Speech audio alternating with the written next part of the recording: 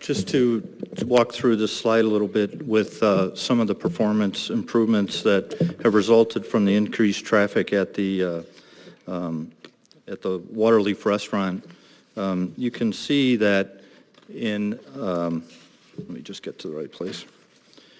If you look at the loss from the 9 months of operations in fiscal year 12 to the end of 2014, there's been a 7% improvement in the loss.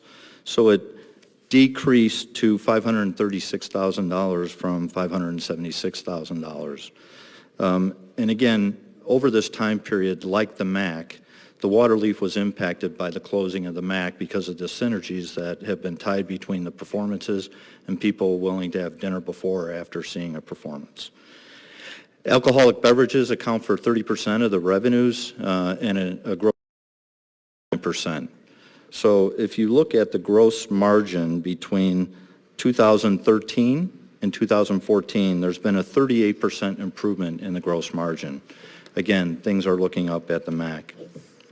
Or at the Waterleaf, I'm sorry. Financial results are improving. Revenues are 52% higher than the prior year.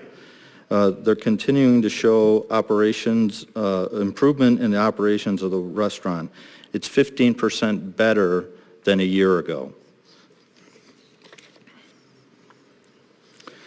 Here's alcohol purchases. So if we hear that we have an expensive and extensive wine cellar, if you add up all of the purchases of wine and alcohol at that we've made at Waterleaf, it amounts to $252,000.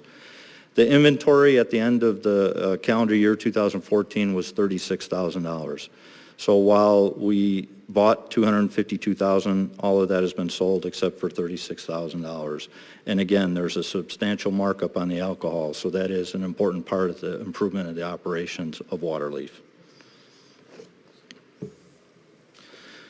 Now, back to Lynn for the Chaparral Fitness Center.